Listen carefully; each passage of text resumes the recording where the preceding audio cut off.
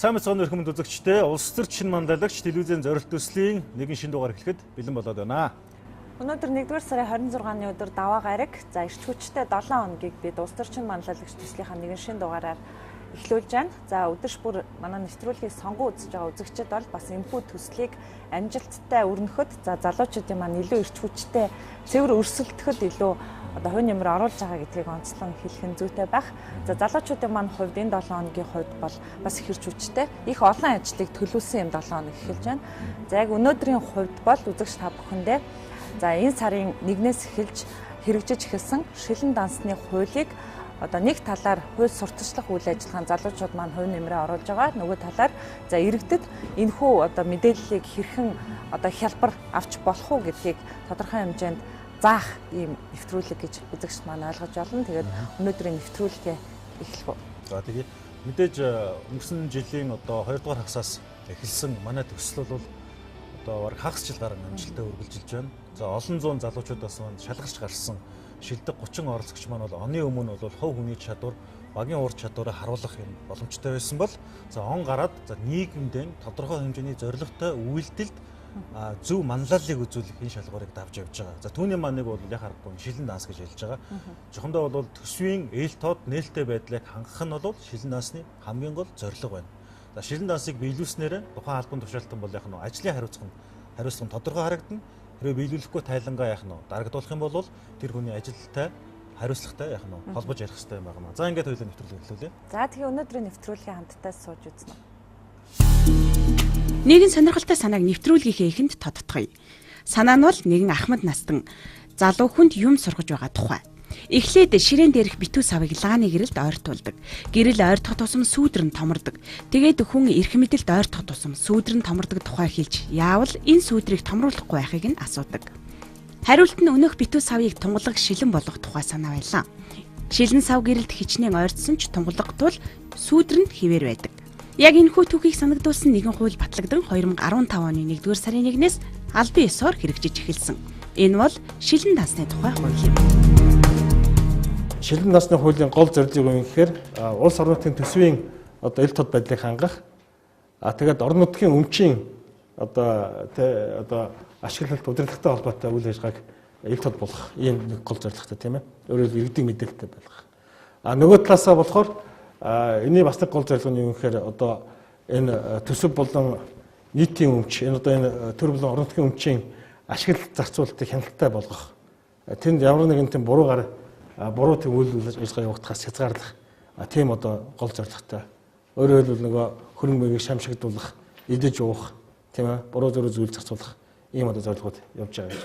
Энэ хуулийн дээр юу гэж оруулсан гэхээр одоо жишээ нь засгийн газраас юм уу энэ эрхүй байгууллагаас ямар нэгэн тийм баталгаа, хөрөнгийн баталгаа, өөр авалгыг нэмэгдүүлсэн ямар нэгэн тийм үйл ажиллагаа шийдвэр гаргах юм бол тэрийг зөвхөн сангийн яамны тэр шилэн дансны сайтн дээр нийтэд зарлагдсны дараа хүчин төгөлдөр болно.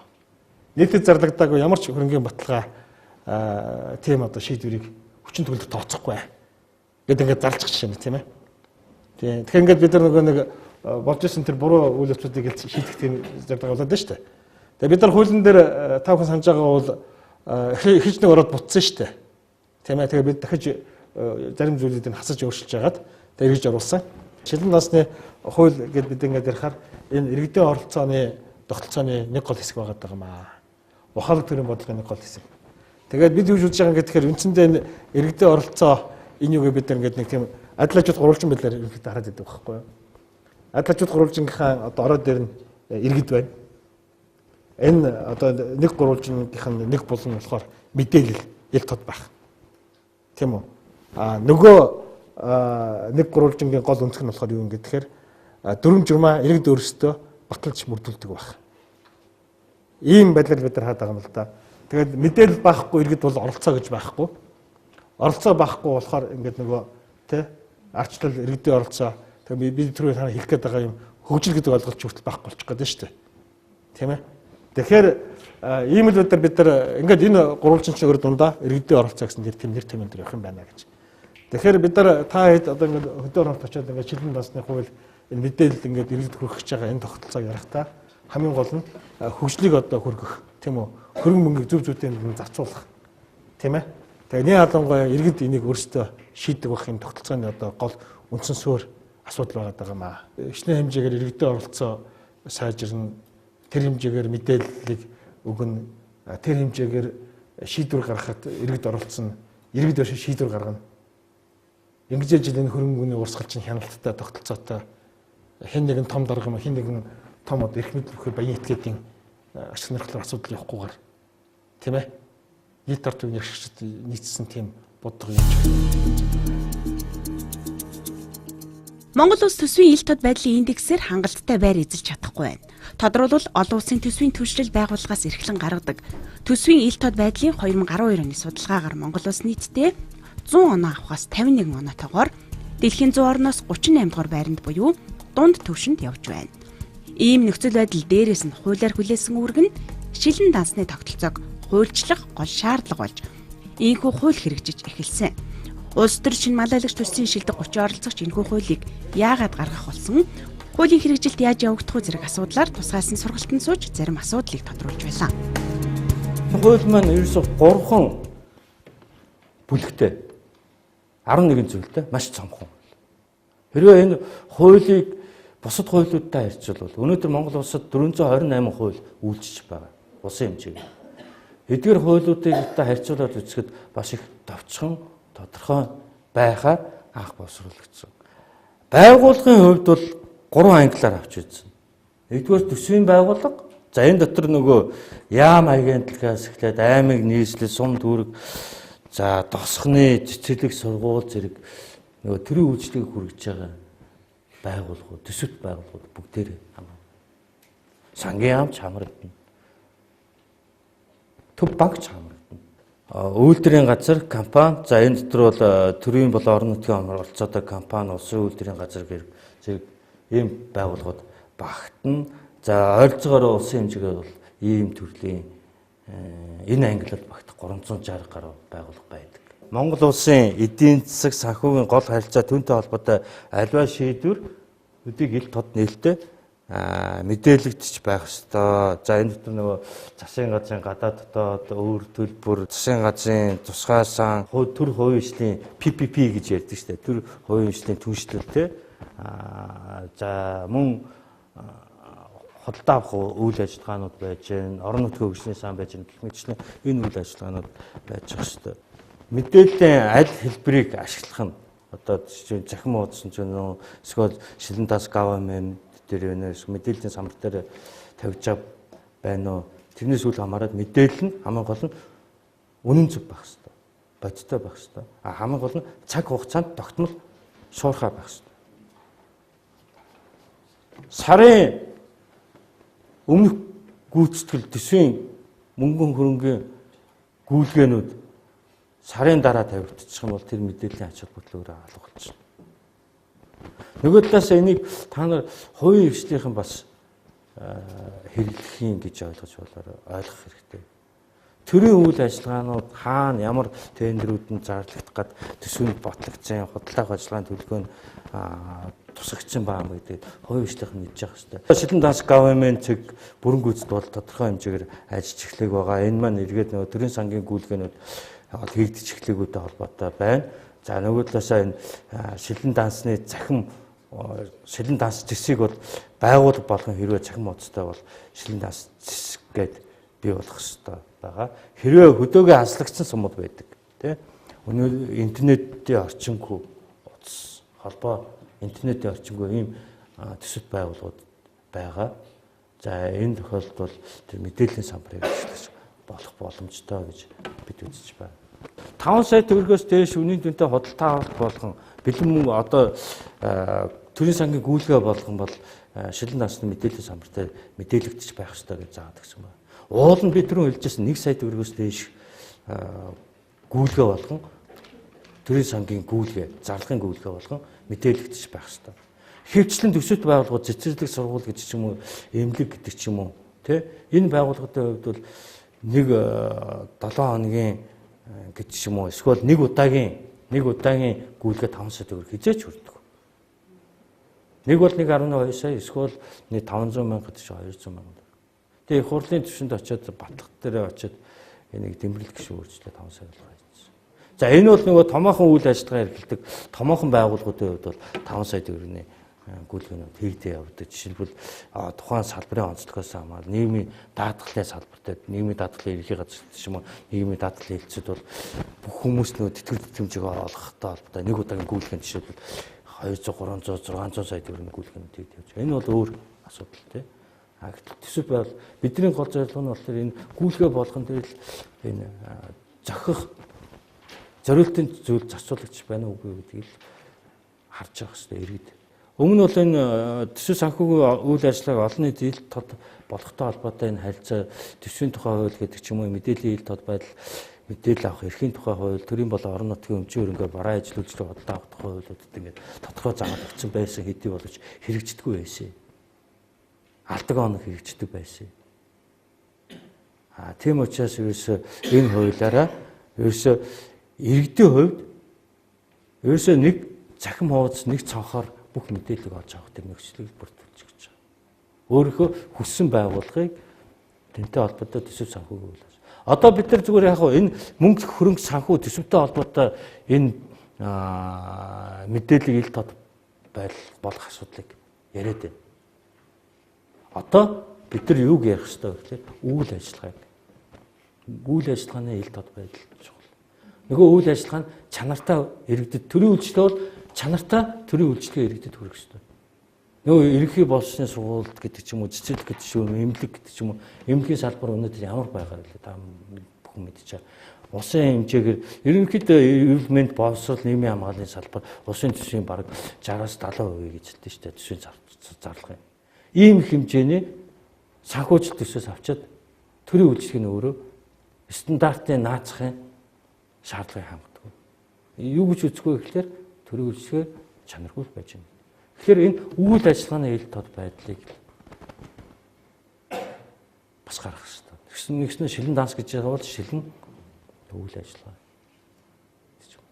Энэ бүх процессууд нь энэ мөнгөөр хийж байгаа бүх үйл ажиллагаанууд нь хөтөлбөр төсөл арга хэмжээ хэрэгжүүлж байгаа активити хэрэгжүүлж байгаа үйл ажиллагаанууд арга хэмжээнүүд нь олон нийтэд ил тод нээлттэй байх хэрэгтэй гэдгийг энэ зарчмыг бид нар гаргаж ирэх хэрэгтэй. Ингэжээч энэ өөрөө зохиц болж гарч байна. Ер нь төсвийн ил тод байдал ба иргэдийн оролцоог хангахтай холбоотой өнөөгийн хууль тогтоомж журмын хэрэгжилт хангалтгүй байгаад дараах хүчин зүйл нөлөөлж байгаа талаар шилэн дансны хуулийг боловсруулагчид онцолсон байдаг.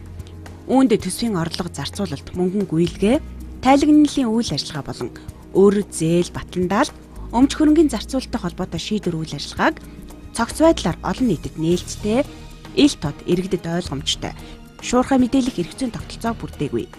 Төсвийн ил тод байдлыг хангахтай холбоотой одоогийн хууль тогтоомжийн зохицуултууд нь давхарцсан зөрчилтэй байгаагаас хууль хэрэглэхэд иргэд төрийн байгууллагад хүндрэлтэй байсан байна. Шилэн данс government вебсайт ажиллаж ирэхээр шилэн дансны хууль мөрдөд эхэлчихнэ гэсэн юм ойлголт аваад байна. Масс хүмүүсийн ойлголт массаараа тий. Тэгэхээр үгүй. Ерөөсөө энд шилэн дансанд мэдээлэл тавих байгууллагууд өөрийн вебсайттай байгаа. Угаасаа аль төсвийн байгууллагууд ч юм уу. Зарим нь вебсайтгүй гэж магадгүй. Тийм тохиолдолд шилэн данс government-ийг энэ вебсайт нэгдсэн вебсайт мэдээлэл оруулахыг нэг хүлээлтгүй өөрийнхөө вебсайт дээр шилэн данс зэсийг байрлуулад дотор 5 дэжтэй тэр дотор мэдээллүүд оруулаад явах хэрэгтэй. Хэрвээ байхгүй бол тэр шилэн дансны мэдээллийг ашиглах хэрэгтэй. Үндсэн л зарчим юм. Тийм учраас хуулийг 1 сарын 1-ээс эхлээд мөрдөж эхэлж байгаа. Шилэн дансны одоо нэгдсэн захим хуудсанд мэдээлэл оруулаагүй эсвэл шилэн данс өөрийн тухайн төсөвт байгуулах вебсайтгүй байх нь эргээд энэ хуулийг одоо мөрдөхгүй байх үндслэл болж чадахгүй. Өөрөөр хэлбэл шилэн дансны мэдээллийг байршуулах хэрэгтэй. Мэдээлэлээр тэр мэдээлэлээ байршуулах хэрэгтэй гэсэн. Одоо бүх байгууллагууд тэр шилэн дансны мэдээллийн самбар байгуул тэрэн дээр мэдээлэл байрлаад тэрийг энэ гурван алийг ч ашиглаагүй ийм байгаад бол хариуцлагын асуудал ихээр явж байна гэсэн. Төсөв ямар тохиолдолд хэмнэгдэх вэ? Ямар тохиолдолд хэтрэх вэ гэдэг асуудал байна. Тэгэхээр хэмнэгдэх тохиолдол байна гэдэг маань жишээлбэл 100 сая төгрөгийн төсөв батлагдсан байдал 80 сая төгрөгийн гүйцэтгэл гарч ирлээ. 20 сая төгрөгийн хэмнэлт гараад ирж штэ. Тэгвэл нөгөө хэрэгжүүлэх гэж байсан төлөвлөсөн арга хэмжээнээс чинь зарим хэсэг нь хойшлогдсон байгаад тэр шалтгааны улмаас 20 сая төгрөг хэмнэгдсэн. Тэр шалтгаануудаа тайлбар. Хэрвээ хэтэрсэн байгавал нөгөө үн ханшны зөрүүний хэтрэлтүүд тооцож байсан одоо жишээлбэл валютын ханшийг валютын ханштай холбогдсон импортын бараа бүтээгдэхүүн худалдаж авахтай холбогдсон юм байл ханшны өсөлтөс шалтгаалаад бараа бүтээгдэхүүний үнийн өсөлт бий болоод тэрнээс шалтгаалаад тооцож байсан тэр үн чинь өөр үнэтэй болоод байна шүү дээ. Тэгээ энэс чинь шалтгаалаад хэтэрсэн байж болно. Чингис бондын мөнгө 2.1 тэрбум гэдэг төгрөг гэдэг байгаа тийм. Тэгэхээр одоо яг энэ хууль өмнө мөрдөжсэн бол одоо чи энэ бондын мөнгө хайсан зарцуулагдсан гэдэргээд асуудал шал ондоо авахсан баг. Тэгэхээр та одоо яг судлаач багш хүний хувьд чинь энэ бондын мөнгө ер нь хаашаа орсон бол гэсэн таны хувьд хийсэн анализ юу? Чингис бондыг Токиогийн хөрөнгөний бирж дээр харилцаас Монгол Улсын засаг газар гадаад бонд санхүүгийн хөөсөөр татах нь бол зөв, бодлого нь зөв, чиглэл нь зөв. Гэхдээ юунд зарцуулах гэж байгаа хөрөнгө оруулалтын төслүүд нь бэлэн байгаа мó.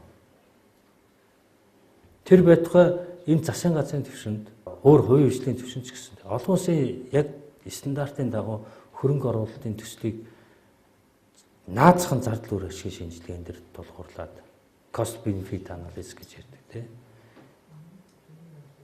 Техник эдийн засгийн үндэслэл тооцоо хийсэн хэдэн төсөл байна. Тэрийг харуулж байгаа. Тэгээд тэр нь байгаа бол үнэхээр манай улсын улс орны хөгжлийг түргэтгэхэд ач холбогдолтой төсөл муу юм уу үгүй юм уу? Приорити өгсөн юм уу?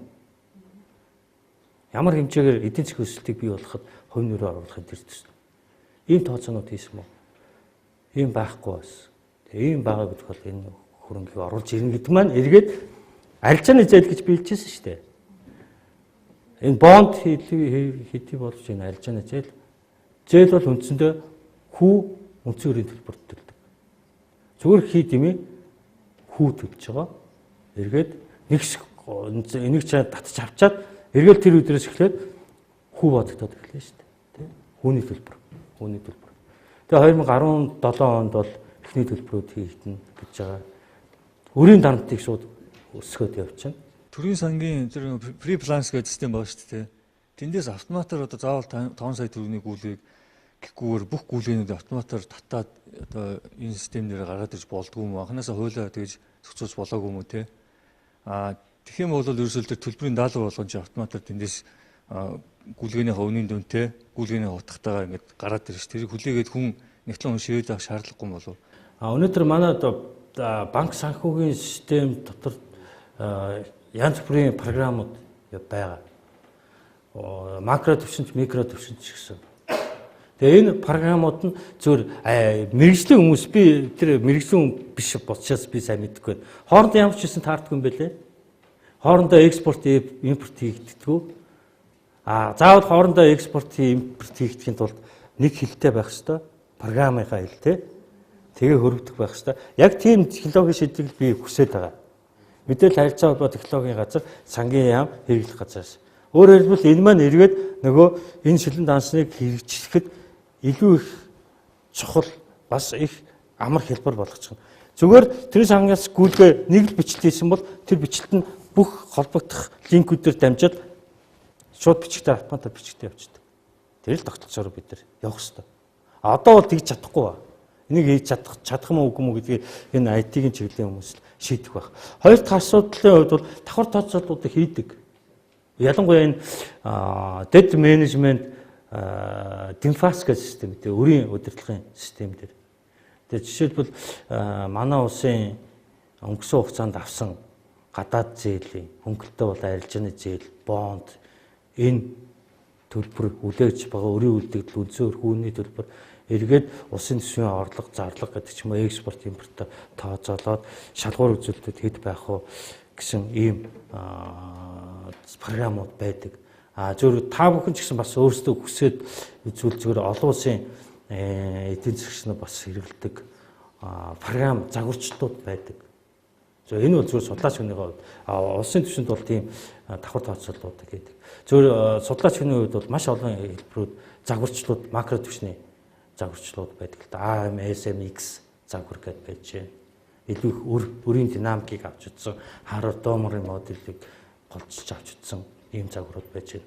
General equilibrium модуль гэдээ байж байна. Ерөнхийд тэнцэтгэлийн модуль загварчил T21 гэдэг. Гэтэл энэ макро эдийн засгийн судалгааны тийм загварчлууд байдаг.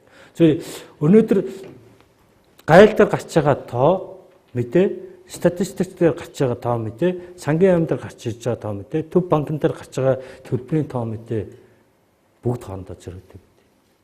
Энэ юунаас шалтгаалж байгаа гэхээр нөгөө програмаас. Нөгөө өөр програмууд очдог учраас яг бодит цагийн горим гэж өнөөдөр тэнд нэг татварны онцгой бараанд татвар ногдсон бол тэр мэдээллүүд нь сангийн яам дээр очиж татвар дээр нь очиж суугаад сангийн яамнаас нь эргээд статистиктэй очиж суугаад эргээд нөгөө тэр хэмжээний одоо хөрөнгө оруулалт орж ичвэл төлбөрийн тэнцлийн тайлан тэнцэлтээр хөрөнгийн тэнцэл дотор шууд гадаадын шууд хөрөнгө оруулалт гэж хэсгээр очиад автоматар суурчдаг. Ийм л юм хүсээд. Өнөөдөр тэгж чадахгүй. Энийг хийх гээд өнгөрсөн 20 жил болж байна. Хийх ёстой. Иргэдийн аудит нь төрийн байгууллагад иргэдэд хүргэх ёстой мэдээлэл өдөр тутам цаг хугацаанд нь хүргэж байгаа эсэхтэр хяналт тавина. Түүнчлэн бас нэгэн зохицуулж байгаа үйл ажиллагаа нь төсвөт байгууллагын өдөр тутмын гүйлгээ, шилжүүлгэн дээр 1, 2, 3 дугаар гарын үсэг зурж байсан хүмүүс шилэн тансны мэдүүлгийг бүглэх ёстой болж байгаа.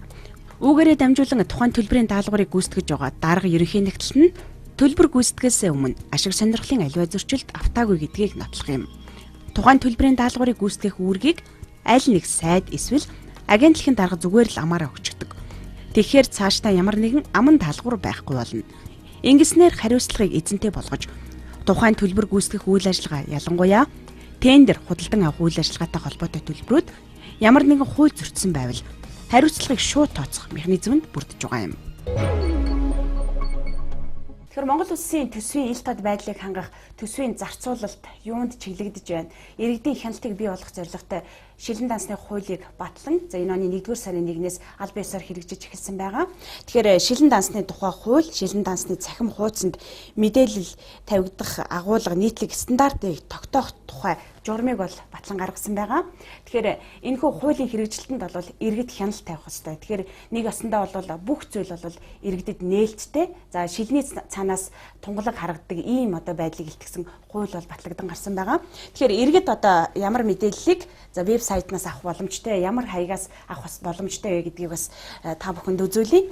Тэгэхээр www.cig шилэн данс cig.gov.mn гэсэн хаягнаас бол иргэд бол мэдээлэл авах боломжтой. Тэгэхээр энэ дээр бол бүх мэдээлэл бол багтаж байгаа гэж хэлж болно. Тэгэхээр төсвийн хөрөнгийг одоо зарцуулж байгаа төрийн байгууллагуудаас эхсүүлээд бусад бүх байгууллагуудын мэдээллийг бол энэ дээр харах боломжтой. Нөгөө талаар бас тендерт оролцож за төсвийн хөрөнгөөр одоо үйл ажиллагаа явуулж байгаа за аж ахуйн нэгжийн мэдээлэл хүртэл энэ дээр тавигдана.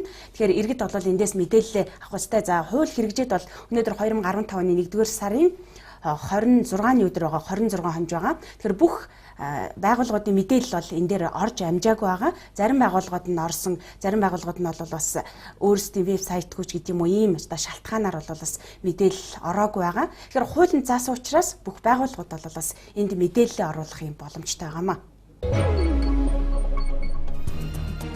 Улс төрчин маллагч төслийн шилдэг оролцогчид шилэн дансны хуулийг судалж сургалтанд хамрагдсны дараа эхний ээлжинд зарим дүүргийн иргэдийн нийтийн хурал хорооны эцэг дарга зэрэг хүмүүс тодорхой мэдээлэл өгч хичээл заасан юм. Энэ удаад Баянгол сонгон хайрхан хан уул дүүргүүдэд очиж ажиллалаа. Төр одоо иргэдийнхээ одоо төлөө ажилдаг үйлчилгээний байгууллага. За Монгол улсын төр нь бол татвар төлөгч нийт иргэдийн өмнө одоо төсөв санхүү данс тооцоо ил тод нээлттэй болгож иргэдийнхээ шууд хараа хяналтанд ороод үйл ажиллагаа явуулах юм учраас татвар төлөгчдийн бидний төрсөн мөнгө юунд зарцуулж байгаа тэр мэдээлэл нь байхгүй болсон. За гадаад улс орнуудад бол иргэдний хэдэн хүрээ зарцуулж байгаа хин юунд авсан гэдгийг бүгд өөрсдийнхээ одоо тухайн одоо дүүрэг байгууллагын одоо цахим ертөнцийн рүү хандаад мэдээлэл авчдаг. Тэгэхэд манад энэ одоо систем бол нэлээд сүүлд одоо орж ирж байгаа гэж үзэж байна. За бас нэг зүйл бол төрийн одоо өмчит компаниуд тэр дундмаа энэ дээр нэг жишээ аваад үзэхэд бол Мят Мятын одоо санхүүгийн холбогдлолтой гэмт хэрэгүүд байна те. Эрсдлийн сан гэж байгуулгаад Мят шин бол төрийн өмчит компани шүү дээ. За энэ бол яасан гэхээр маш их хэмжээний мөнгө бол гадны зах зээл дээр буюу гадаад улс орнд данстай байсан. Гэх мэтчлэн энэ төрийн одоо татвар төлөгчдийн мөнгө үр дүнгээ зарцуулах энэ механизмыг хязгаарлах үүднээс энэ хууль нь одоо гарсан ийм хууль байгаамаа. Өнөөдөр бол төр ганцхан одоо аудит гэдэг юм уу зөвхөн мэрэгжлийн хэлтч гэдэг юм уу 2-3 нөгөө эрх зүйн субъект хяналт тавих байсан бол өнөөдөр бол иргэд энэ дэр нээлттэй энэ дэр бол оролцох ийм одоо юуг нь бол шигтгэж өгснэг. Хариуцлагыг бол маш бас чанга өндөр тавьж гисэн байж байгаа. Үнэхээр энэ албан тушаалтнууд маань энэ хуулийг хэрэгжүүлэхгүй энэ холбогдох гар үсэг зурж байгаа энэ төсөв мөнгөтэй холбоотой мэдээллийг нээлттэй болгохгүй юм бол ер нь энэ маш олон шийтгэлүүд бол байж байгаа. Төрийн албаны тухай хуулиараа за эхлээд сануулна, хоёрдугаарт нь цалингийн хасна, гуравдугаарт нь төрийн албанаас одоо хасна тийм ээ. Эргэж орох эрхгүйгээр хүртэл ингээ хасах. За үнэхээр ноцтой иймэрхүү тохиолдлууд байх юм бол эрүүгийн байдлаар хүртэл хуулиар шийтгэхээр ийм маш хатуу зүйл залтуудыг бол оруулж өгсөн байж байгаа. Шилэн дансны хууль гарсны одоо үр дүнд жирийн иргэд бид нар шиг хүмүүс хяналт тавих бүрэн боломж олдчихэ. Урд нь хууль одоо шилэн дансны хууль гараагүй байхад дансанд буюу энэ төсөвт ямар мөнгө байгааг огт мэддэггүйсэн. Гэтэл шилэн дансны хууль гарснаар хав харанхуй байсан юу болоод байгааг мэдэхгүй байсан энэ үйл ажиллагаа маань энэ тод болж ирж байгаа. Тэгэхээр энэ шилэн данс гэдэг маань одоо энэ дотор юу байгаа нь харагдчихээн те хідэн төгрөг байна. Айл одоо данс руу орсон байна. Энэ дотроос нөгөө тэр төсвийн мөнгийг зарцуулж байгаа нөхдүүд зөв одоо газар руу хуваарлж гин үү тийм ээ? Эсвэл энэ хүмүүс хувьдаа аваад ашиглаж гин үгүй гэдгийг бид нар харж гин үү? Тэгэхээр шилэн дансны хууль гэж яг энийг хэлээд байгаа. Бид нар бид төсвийн энэ мөнгийг зөв зарцуулж гин үгүй юу гэдгийг харах боломжтой, хянах боломжтой. Тэгэхээр энэ хуулийн одоо зорилго бол маш энгийн. 3 энгийн одоо энэ зорилготой байгаа. Нэгдүгээр төсвийг үр ашигтай захиран зарцуулж гин үгүй юу гэдгийг хянах. Хоёрдугаарт ил тод нээлттэй байдлыг бий болгох. Тийм учраас энийг шилэн данс гэж нэрлсэн байна. Гуравдугаарт олон нийтийн хяналтыг бий болгох буюу иргэд олон нийтийн байгууллагууд энэ төсвийн мөнгийг зөвхөн зарцуулж гин үү? Яг зориултынхаа дагуу зарцуулж гин үү үгүй юу гэдгийг мэдэх зорилготойгоор энэ шилэн дансны хуулийг санаачилсан. Тэгэхээр иргэн хүнийхээ хувьд бол энэ шилэн дансны хууль бол цаг үе олсон маш зөв хууль гэж би бодож байна. Төсвийн гүйцэтгэлийн мэдээг бол сар бүрийн 8-ны дотор мэдээлж авах ёстой. Төсвийн хэтрэлт хэмнэлт болсон бол энэ тухай шалтгааныг мөн улирал бүр мэдээлж авах ёстой. За 10 сая төгрөгөөс дээш худалдан авалтын талаарх мэдээллийг улирал бүр мэдээлж авах ёстой. Ер нь намайг хүүхдээ хаад ээж маань мөнгө өгөөд дэлгүүрээс тийм аваад ирээ гэдээ бүр жоох мод явуулна. За тэр зүйлийг аваад эргэж ирээд жишээлбэл тэр тийм үнэтэй хариултанд энэ шүүгээ буцаага өгдөг байсан. Тэр энэ бол нэг бодлын хяналт яваад байгаа. Тийм ээ та нар ч гэсэн тийм тохиол байдаг баг. Тэгэхээр төрийн мөнгө гэдэг бол ялгаагүй бидний мөнгө байгаад. Яагаад гэвэл энэ татварын мөнгө байгаад байгаа шүү дээ, тийм ээ. Тэр та бүхэн өөрхийнхөө төсвийг яг ингэж хяндаг шиг төрийн мөнгө буюу таны татвараас бүрдсэн мөнгийг яаж зарцуулав, юун зарцуулав, энэ үр ашигтай байж чадсан уу үгүй юу гэдгийг бол хянах ийм боломж болцоог энэ хуулиар олгож өгöd. За энэ шилэн дансны хууль гарснараа одоо иргэдэд бол те бүх юм нээлттэй одоо хуулийн хүрээнд энэ зарцуулагдах төсөв мөнгө одоо юу гэдгийг те бүх юм ингэж иргэдэд нээлттэй одоо ингэж болж өгж байгаа нь маш зүйтэй гэж бодож байна. Тэгээ энд бол ер нь энэ хууль гарснараа энэ иргэд өөрснөө маш сайн оролцож одоо хамрагдвал энэ хууль бүр улам илүү үр дүнтэй болно гэж үзэж байгаа. Ерөнхийдөө бол шилэн дансны холбогдлолтой мэдээллийг авахд иргэд бас анхан шатны мэдлэгтэй болцсон байна. Нэг хоёрт болохтой энэ зэрэг орон нутгийн хөгжлийн сангийн хөрөнгийг хэлцэхэд иргэд маш их идэвхтэй оролцоод жилээс жилд идэвх нэг өрнөж байгаа. Тэгэхээр яг тэн дээр нь тулгуурлаад шилэн дансны одоо хуулийн хэрэгжилтэнд бас хяналт тавих бүрэн эрхтэй болж, бүрэн одоо мэдлэгтэй болж ил гэж ойлгож байна да. Шилэн дансны хууль бол ер нь цаг үе болсон их зөв зүйтэй сайн хууль болсон гэж боддог. Хууль бол ер нь бол далд байсан юмыг одоо ил болгож одоо шилэн хэлбэрт орсон нь бол одоо ард түмний түмэнд бол их таашаагдж байгаа хууль.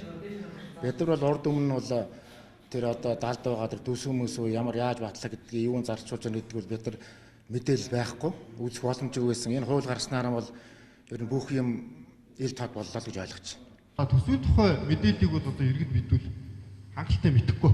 Орой телевизийн одоо мэдээлэл яваад өгөхөд тэдэн тэрбум төгрөг төсвөлгөлөө бодлогдлаа. Одоо тэр сургуулийг барихад одоо тийм одоо төгрөгийг бол зарцуулаад болсон байна. Тийм дарга тийг зарцуулах юм байна. Ийм том мэдээлэлүүд байдаг. Түүнээс ч одоо яг хэдэн төгрөг энэ улсын төсвч чинь хаанаас төлөөд төрөөд ирсэн. Тэрийг нь ямар одоо зүйлүүд хөрөнгө оруулалт хийж байгаа юм бэ гэдгийг бол иргэд бидэнд бол одоо наривчлах боломж байхгүй. За ямар нэг одоо төсвийн байгууллага юм уу нэг яаман дээр очиод би энэ одоо холбоотой мэдээллийг авмаар байна гэвэл хаанаас явж байгаа яах гэж байгаа гэсэн ийм одоо ийм албан тушаалтны одоо хүнд сурталчилын тийм бюрократ хариултыг бол бидэнд өгдөг. Одоо наривчлах авах боломжгүй байдаг. Гэтэл одоо энэ маань одоо бас хамгийн хүчтэй үндэслэл болсон. Төсвийн хөрөнгөний зарцуулалт олон нийтэс ноцлогддог. Ерөөсөө одоо юу гэдэг ил гаргаа тавьсан тайлгсан юм зүйл байхгүй. За нэг засаг даргын үйл ажиллагааны мөрийн хөтөлбөр гэсэн баримтчгүүдээр үл яг нэг тоймдоод одоо хийсэн байдаг. За тэдэн дээр бүгд тэглээ хийлгэсэн. Түүнээс наривчлсан зүйл байхгүй. За мэдээлэл авах сууг байхгүй. Ямар мэдээллийг бид нэр очиж байгаа вэ? Одоо сэтгүүлчид хэвлэл мэдээллийн хэрэгсэл телевизийнхэнд одоо өөрт олгоцсон тэр араа жоохон давуу ирэхээр л одоо дарганаас очиж мэдээлэл одоо гуйх байдаг юм уу өөр бас суугаар авах болохоос ч иргэдүүд авах мэдээлэл сууг байхгүй. За мэдээлэл авах хэрэгцээ орчин байхгүй. Шилэн данс гэдэг маань юу гэхээр бидний тэр бүх мөнгө маань ингээд бидэрт юусаа харагдчих хэвээр.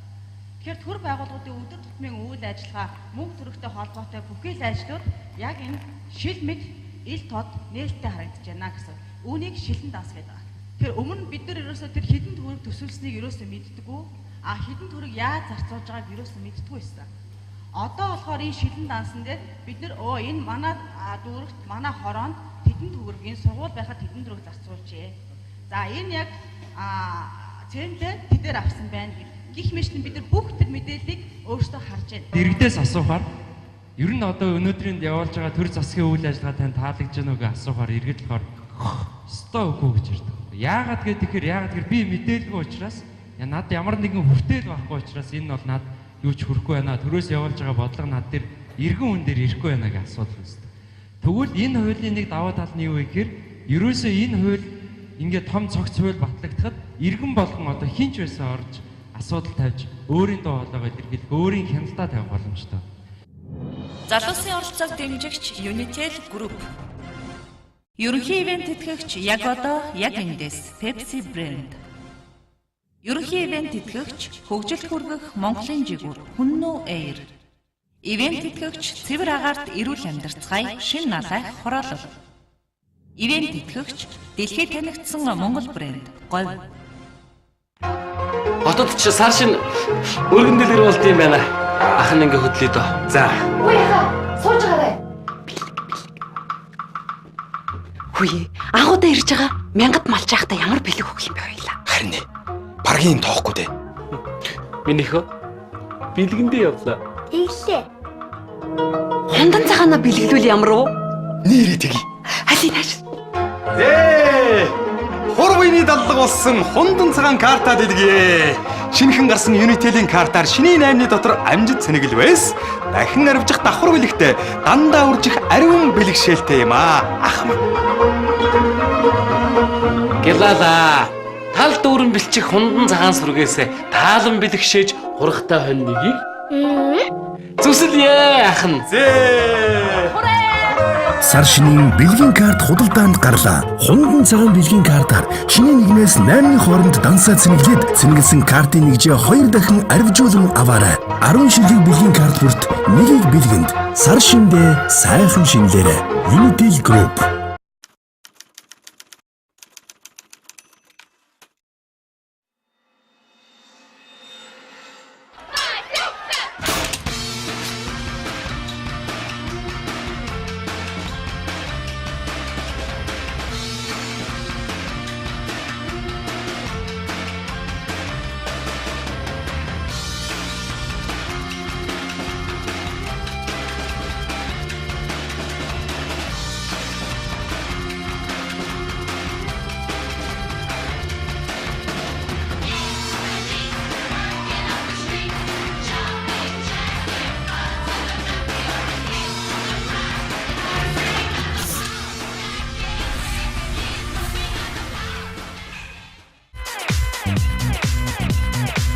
өдөрших байгалийн мөнгө.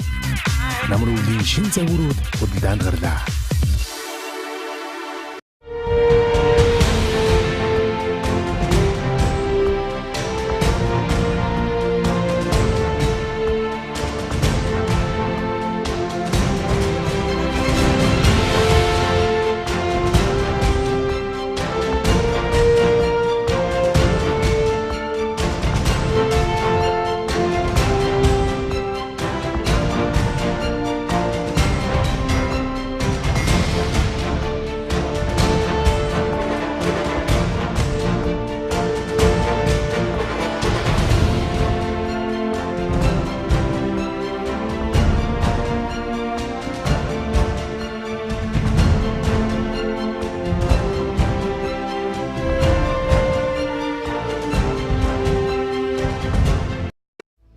Наран мандах зүгт цэврэг арт эрүүл амьдралын тав тухыг бүрдүүлсэн иж бүрэн 6,000 айлын шин налайх цог залбар хороолол таны гэр бүлийн амар амгалан аз жаргалт амьдрах бүхий л таатай орчин болох ногоон байгууламж, сургууль, цэцэрлэг бүх төрлийн үйлчилгээний төвүүдийг нэг дор бүрэн шийдэн танд хүргэлээ. Цэврэг арт эрүүл амьдарцгаая. Тэлмэн констракшн шин налайх хороолол. Хотод ч сар шин өргөн дэлгэр болт юм байна. Ах нь ингээ хөдлөе дөө. За. Үгүй яа, сууж байгаарай. Хүй, агуудаа ирж байгаа мянгад малж байхдаа ямар бэлэг өгөх юм бэ хоёлаа. Харин паргийн тоохгүй дээ. Минийхөө бэлгэндээ явлаа. Тэглээ. Хундан цагаана бэлгэлүүл ямар уу? Нэрээ тгий. Алин хааш. Хурвыны даллаг болсон хундан цагаан карта дэлгэе. Шинэхэн гарсан Unitel-ийн картаар шинийн 8-ны дотор амжид цэнэглвэс.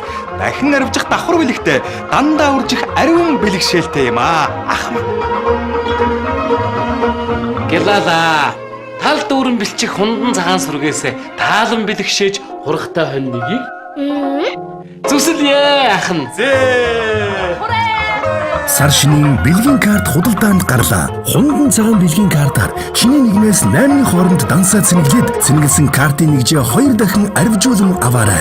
10 ширхэг бэлгийн карт бүрт нэгийг бэлгэнд. Сар шиндээ сайхан шинлээрэй. Unitel Group.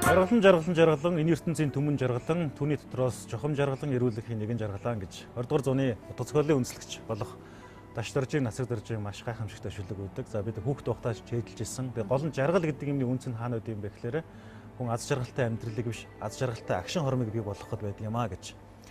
Яг харахгүй өнөөдрийн одоо өрсөлдөөнтэй, хурдцтай, мэдээллийн технологийн нийгэмд эрүүл байна гэдэг бол эрүүл мэндийн мэдлэгтэй байна гэдэг бол нэлээд толгомдож байгаа асуудал нэг болсон байна. Тэгээд бидний бас мэдээ сахи гэдэг болонгаараа энэ сэдвтэй холбоотой нэгэн зүйлийг хөндөж байгаа. Тийм үзэгчтэй яг одоо хүрэх гэж байгаа оролцогч болд эрдний хүндсэн сэдв бол яхаарахгүй эрүүл мэндийн сэдвтэй. За тэр дундаа эмийн хэрэглээ одоо зохистой хэрэглээний асуудлаар бол одоо хуулийн нэг тодорхой заалтыг хэрэгжихгүй байгаа. За ер нь бас нөгөө талаар энэ дээр асуудал байна гэдгийг бол энэхүү сурвалжлахаараа ил гаргасан. Тэгэхээр үүнтэй холбогдуулан бас сая энэ шүлгийг иш татлаа гэж миний хувьд бол ойлгож байна. Тэгээд мэдээ сахи булган маань бас тодорхой хэмжээнд хүрээд эхний ер нь 5-6 оролцогчдын маань яг өнөөдрийн нийгэмд байгаа ямар сэдвийг онцолж ямар хуулийн залтаар зохицуулт бас мөрдөгдөхгүй байна гэдэг сэдвийг хүндсэн энэхүү сурвалжлах бас булан маань үзэгчд маань бас хурж эхэлсэн билээ. Бас зорилго маань биелэгдэж байгаа. Үзэгчд маань бас холбогдож яг ийм хуулийн заалт амьдрал дээр хэрэгжихгүй байна. Үүнд бас үзэгчдийн анхаарлыг хандуулаач гэсэн саналуудаа бидэнд бас ирүүлж байгаа. Тэгэхээр бидний ажил бас тодорхой хэмжээнд үр дүнгээ өгч ийн гэж миний хувьд үзэж байна л да. За тэгвэл өнөөдрийнхөө сурвалжлага хоёлаа хамтаа харцгаая. За ингээд улс төрчин манлайлагч төслийн оролцогч болд эрдэнэ ямар сэдв хүндсэнийг хамтдаа харъя.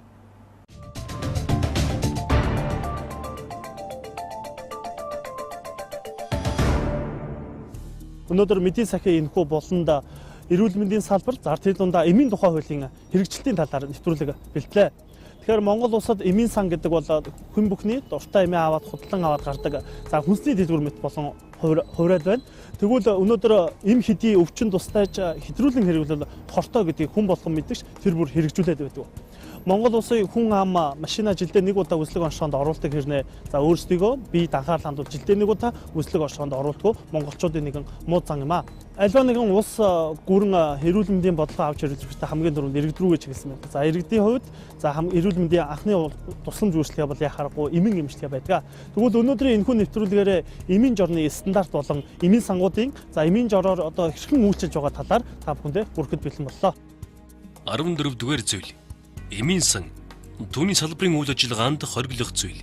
14-ийн 1. Эмийн сан түүний салбарын үйл ажиллагаанд дараах зүйлсийг хориглоно. 14-ийн 1-д эмийн бүртгэлд бүртгэгдээгүй эм болон чанарын баталгаагүй эмээр үйлчлэх.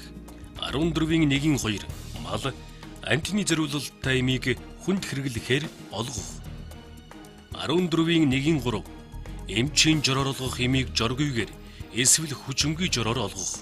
14-ийн 1-4 уламжлалт эмээс бусад эмээр эмийн сан түүний салбараас өөр газарт үйлчлэх. 14-ийн 1-5 эм барих зөвшөөрөл аваагүй хүнээр эм бариулах.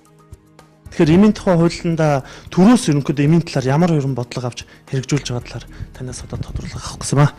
За анх Монгол улсад эмийн талаар төрөөс өрнөлөх бодлого 2002 онд улсын хурлаар батлагдчихсэн. Ингээд өнгөрсөн онд 2014 онд улсын хурлын 57 дахь тогтоолоор төрөөс эмийн талаар баримтах бодлого шинжлэгдэн батлагдсан гарсан байгаа. За энэ төрөөс эмийн талаар баримтах бодлогын гол зарчим нь бол хүн ам ард иргэд эрүүл мэндийн байгууллагыг эмчилгээний өндөр идэвхтэй аюулгүй чанарын баталгаатай эмийг одоо сонгох боломж бүрдүүлэх буюу жигэд хүртээмжтэй хангах гэсэн ийм зарчим байгаа. Хоёрдугаарт бол энэ эмийн зохистой хэрэглээг төлөвшүүлэхийн тулд эмийг жороор олохын тулд эмч нар маань өнөөдөр жор олохгүй байна. Өвчтөнгүүд бол одоо хэрэглэгчд бол эмийн санд ороод бол эмийг бол жоргоо авч ийм одоо хууль зөрчсөн, стандартаа зөрчсөн юм зохисгүй хэрэглээ бол өнөөдөр манай нийгэмд бол байна. Тэгэхээр энэ зохистой хэрэглээг төлөвшүүлэхэд тулд өнөөдөр эрүүл мэндийн салбарт болон эмзэн салбарт эмийн чанар аюулгүй байдлыг одоо хангах үүднээс эмийн цахим жорыг нэвтрүүлэх ийм одоо бас арга хэмжээг бол авч хэрэгжүүлнэ үү гэсэн ийм санал бол гарсан байгаа. Танд эмч амтцгийн 500 мг-аар капсултай тэгээд 6 цагийн зав давуу гэсэн байна. 5 хоногт тасралтгүйгээр уустай шүү заа юу. Тэгээд уухтай хоол идэхээс өмнө 30 минутын өмнө энэ 6 цагийн зайтай. За аспирин уухаар ретромицин, гентомицин тариа гарав. Танд эмчийн жор байна уу? Байхгүй. Хүүхдийн болон эсвэл антибиотикийг бол ерөөсөө жоргуугаар олохгүй л дээ. За үгжил эдэж штэ бусад эмийн сангаар ч гэсэн би эмийн жоргоо авч л эдэж ерөөсөө ингэж хэрэглээ сурсан байхгүй. Өчигдөө тэрийг авчихгүй. Эмчийн жоргуу болон дур мэдэн одоо эм зарж байгаа тийм ээ. Одоо санал болгож байгаа, эмийг бүр санал болгож байгаа ийм эмийн санч нар байна. Тэгвэл энэ эмийн санч нарт одоо ямар одоо хариуцлага ер нь тооцож болох вэ? За хуулинд бол заасан байгаа. Хэрвээ одоо эмзүүрч эмийн санчтай өнөөдөр одоо жороор олох юм, жоргуу олох юм бол одоо хариуцлага хүлээнэ, торгуулийн арга хэмжээ бол байгаа. Хариуцлагын тогтолцоо механизм бол байгаа. Энэ бол гэхдээ яг өнөөдөр эхний 1-2 удаа л торгоод ингээл явцдаг цааштай бол тэгэхээр эмч нар өнөөдөр жорогчгүй болохоор эмийн санч нар өнөөдөр ороод ирсэн өвчтөнд бол нэг талаараа бол яг одоо эмнэлгийн тусламж үйлчилгээ үзүүлнэ гэдэг талаасаа бол яг юм өгчөж байгаа. Нөгөө талаасаа бол хууль зөрчиж байгаа. Энэ бол болохгүй угаасаа. Тэгэхээр миний түрүүчийн ярьдгаар бол энэ эмийн цахим одоо жорыг нэвтрүүлэхийн тулд эмийн чанар аюулгүй байдлын цахим систем гэдэг энэ одоо системийг нэвтрүүлэх юм бол өвчтөн өнөөдөр эмчд очиж үзүүллээ.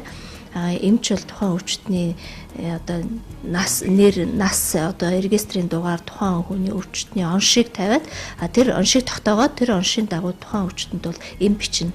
За тэгээд тухайн өвчтөн бол тэр эмийг одоо эмчийн бичсэн эмийн дагуу жорын дагуу цахим жорын дагуу эмийн санд очиод цахим картаа очиж өгөөд нэг бол регистрийн дугаараа хэлээд тэгээд одоо цахим жороороо эмээ авдаг болно. Тэгэхээр энэ бол энэний ач холбогдол нь бол одоо эмийн зохистой хэрэглээ төлөвшин эмийг бол одоо эмийн санч нар бол жоргуугаар олохгүй. Тийм ийм шин систем нэвтрүүлэх гэдэг юм л да. Энэ болохоор засгийн газрын хурлаар дэмжигдсэн. Засгийн газрын бүтцийн өөрчлөлтөөр дахиад бүх яамдуудаас санал аваад бид нар энэ одоо асуудлаа дахиж засгийн газрын хурлаар ороод батлуулах юм бол одоо өнөөдөр бүх одоо эмнэлэг эмийн сангууд онлайнаар хоорондоо холбогдоод тэгээд одоо эмч жор бичнэ, эмийн санч зөвхөн жороор үйлчилдэг ийм цахим систем нэвтрүүлэх гээд одоо манай яам ажиллаж байна да. Тэгэхээр яа харахгүй бас миний нэг анхаарлыг татсан нэг зүйл бол яхаар энэ гадуур эмийн сангуудаар яваад судлаад ингэ явж хагаад за нэг эмийг сонгоо аваад за 20 гаруй одоо эмийн сангаас худалдан авалт хийлээ л дээ. Гэхдээ тэр ямар юм байсан бэ гэхээр цитрамон байсан. Тэгэхээр цитрамоны хувьд одоо 19-оос ахгуулаад хороолно тийм ээ 25-аар ингээл явхад 254-өөс эхэлж байгаа. Тэгээд сүүлдээ 300 болоод 350 400 болоод хамгийн сүүлийн ерөнхийдөө эмийн сан 600 төгрөг болж орчихсон. А энэ яг юу вэ гэхээр иргэд бол эмийн одоо хямдханыг хайж хэр баргийн явдггүй аль ойрхон эмийн сангасаа жураа аваад ордог. Тэгвэл энэ эмийн үний талаар ер нь төрөөс ямар ерөн бодлого авч хэрэгжүүлж байгаа энэний хяналт ерөнхийдөө ямар байдаг бол. Манай иргэд маань өөрсдөө одоо өрхийн эмчтэй очиж үзүүлэхгүй зүгээр л дураараа очиод эмийн сангаас очил за би цитрамон авъя гэхээр энэ бол ингээд өөр 20 янзын үнэтэй байна гэдэг чинь бол үнэн. А тэгтээ бас дотоодын эмийн үйлдвэрийн цитрамон, гадны одоо импортын цитрамоны үнүүд бол ялгаатай. Өнөөдөр цитрамон жишээ татчих байгаа штэ 20 гаруй үйлдвэрлэгчийн цитрамон өнөөдөр бүртгэгдсэн байлаа гэхэд тэр 20 үйлдвэр бол 20 өөр янзын үнээр л худалдана. Яг л орон орны үн өөр шүү дээ тий. А тэгэхээр энд бас чанар гэж байна тий. Хүн өөрөө аль чанартайгаа авах вэ гэдэг сонголтыг бол өөрөө л хийн тийм ээ. А тийм учраас бол өнөөдөр иргэд хөдөлмөрчдөд хэлэхэд бол өрхийн эмчтэй очиж даатгалтай жор бичүүлэх юм бол та өнөөдөр эмийн хөнгөлт авч чаднаа. Төрөөс бол ингэж л зохицуулж байна. Өнөөдөр тэрнээс бизнесийн оригинал ч юм уу те одоо оруулж ирж байгаа юмнуудыг бол өнөөдөр засгийн газраас чөлөөлсөн учраас тэрийг бид нар танаа эмийн сан танаа ханганы хэлэлээ бол тэдэр зар эдэр зар гэсэн өнөөдөр хууль эрх зорчин байхгүй учраас бол эмийн сангууд бол өнөөдөр чөлөөт өрсөлдөө чанар дээр өрсөлдөж байгаа учраас энэ бол тэр үн бол одоо тийм өөр байгаа нь.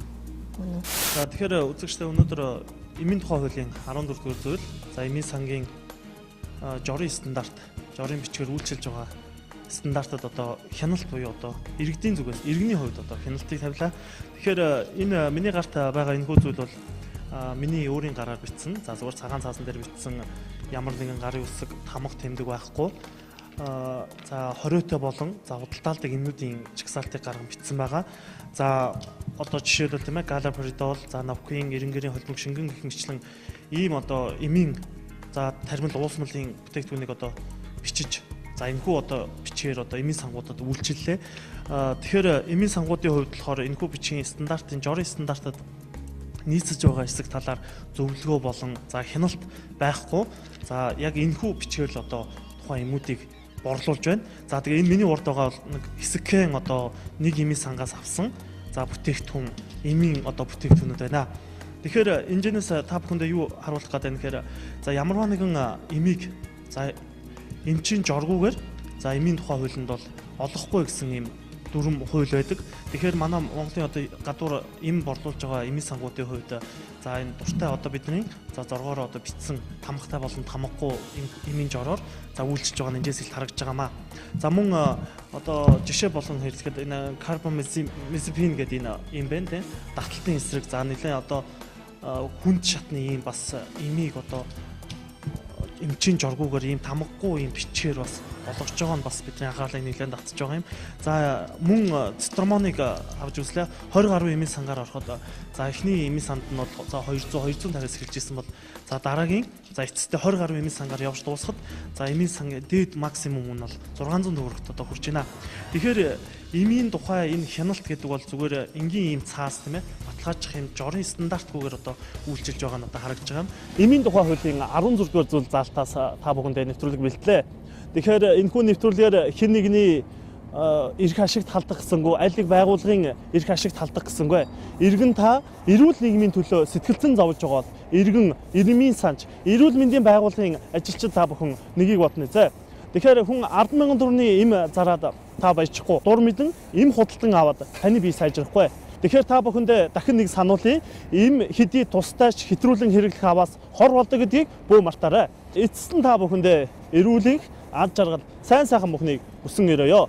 Иргэн хариуцлагатай эрүүл нийгмийг хамтдаа бүтээцгээе. Иргэн хариуцлагатай эрүүл нийгмийн төлөө хамтдаа. Иргэн хариуцлагатай эрүүл нийгмийг хамтдаа бүтээцгээе. Иргэн хариуцлагатай эрүүл нийгмийг хамтдаа бүтээцгээе. Иргэн хариуцлагатай эрүүл нийгмийг хамтдаа бүтээцгээе. Иргэн хариуцлагатай эрүүл нийгмийг хамтдаа бүтээцгээе. Иргэн хариуцлагатай эрүүл нийгмийг хамтдаа бүтээцгээе.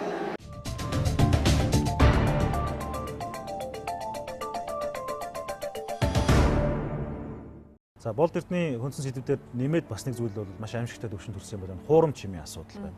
Хүн мэдээж одоо тодорхой хэмжээгээр өвчин зовёртой болоод ийм хэрэглэн. Гэтэл хэрэгжилж байгаа юм маань эмнэх талын биш, улам одоо хордуулах талын хуурамч юм байдаг. Тэгэхээр энэ нь бол яг харахгүй бас бидний хувьд бол хараг дэлдэж байгаа маш чухал асуудал юм аа. Тэгэхээр эмний хэрэглэнээс гадна бас энэ эрүүл аюулгүй хоолны хүнсний аюулгүй байдал гэдэг бол үнэхээр одоо чухлаар тавигдчих байгаа. Тэгэхээр яг үүн шиг бас залуучууд маань амьдрал дээр бидний ажигладаггүй, анзаардаггүй мөртлөөсөө бидний амьдрал бас үн цэнтэй мэдээлэл болох зүйлүүд рүү анхаарлаа хандуулж байгаа би хувьдаа бас талархав шүү дээ. За энэ чухал сэдвийг бас хөндөж энэ тухай энд бас анхаарлаа хандуулах боломжийг олгосон оролцогч болд эрдэндээ баярлалаа. За өнөөдрийн дугаарын маань үндсэн сэдв бол яа харахгүй залуучуудын маань одоо төслийн зүгээс өгсөн үндсэн 10 даалгаврын нэг байх шилэн дансны хуулийг нэг талаар сурталчлах. За нөгөө талаар иргэдийн маань бас мэд хэрхийг хэрэгжүүлж тэдэнд хялбар аргаар энэ хуулийн хэрэгжилтэнд хэрхэн хяналт тавьж болох вэ гэдгийг сургалт маягаар хүргэсэн өнөөдөр эфирээ хүргэлээ.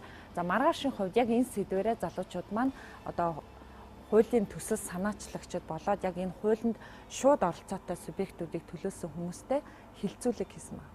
Гол нь энэ залуучуудаас маань илүү их чадвар, багийн хамтын ажиллагаал хэрэгтэй болж байна. Тэгээд үзэгч та бүхнийг бас манай төслийг дэмжиж байнга үзэгч нь сэтгэлээсээ баярлалаа. За тэгээ өнөөдрийн нэвтрүүлгийн маань сонгон утсан үзэгч та бүхэндээ баярлалаа. Маргаашийн дугаараараа эргээд уулзъя. Үзэгч та бүхэн тавтай сайхан амраарай. Баярлалаа үзэгч та.